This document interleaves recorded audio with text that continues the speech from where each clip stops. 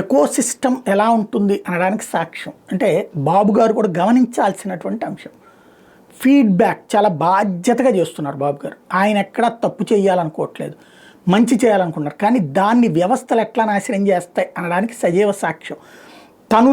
తనని నమ్మే మీడియానే తనని మోసం చేసేటటువంటి ఇప్పుడు ఐవీఆర్ఎస్ సిస్టమ్ తీసుకొచ్చారు. ఈ ఐవీఆర్ఎస్ సిస్టమ్ ద్వారా ఇప్పుడు ఫర్ ఎగ్జాంపుల్ మీ ఇంటి దగ్గర చెత్త కరెక్ట్గానే తీసుకెళ్తున్నారా, రోజు వచ్చి తీసుకెళ్తున్నారా, తీసుకెళ్తుంటే ఒక్కడిని తీసుకెళ్ళకపోతే నొక్కండి. మీ ఏరియాలో ఏదన్నా ఒక కేంద్రాలు అంటే చెత్త చోట డంపింగ్ లాగా ఉందా అది చూసి మీరు ఇబ్బంది పడుతున్నారా, అవును అయితే 1 కొట్టండి, లేకపోతే 2 కొట్టండి, మళ్ళీ వినాలనుకుంటే 3 కొట్టండి. ఇట్లాంటి ఐవీఆర్ఎస్ కాల్స్ వస్తున్నాయి.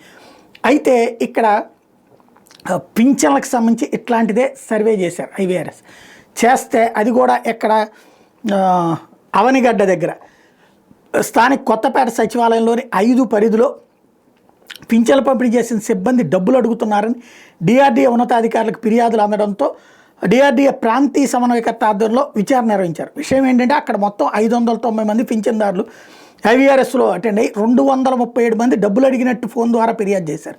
దీని మీద ఏరియా కోఆర్డినేటర్ ఏపీఎం శ్రీనివాస్ బృందాన్ని విచారణకు పంపిస్తే జనం అబ్బే మేము అసలు ఏ బటను నొక్కలేదన్నారు, లేకపోతే కనుక మేము ఎవరికి డబ్బులు ఇవ్వలేదన్నారు అంటూ చెప్తున్నారు. ఇక్కడ సమస్య అదే, వీళ్ళకి ప్రత్యక్షంగా వెళ్తే కనుక తాము చెప్పలేరు, ఐవీఆర్ఎస్ కాల్స్ ద్వారా నిజం చెప్తున్నారు. అలాగని ఐవీఆర్ఎస్ కాల్స్ ద్వారా చర్య తీసుకోగలమంటే తీసుకోలేము. కరెక్ట్ ఫీడ్బ్యాక్ అన్నటువంటిది ఎలా తెప్పించుకోవాలి అన్నది బాబు గారికి తెలియనంత అమాయకుడు కాదు. ఇప్పుడు ఏం చేస్తారో చూడాల్సి ఉంది.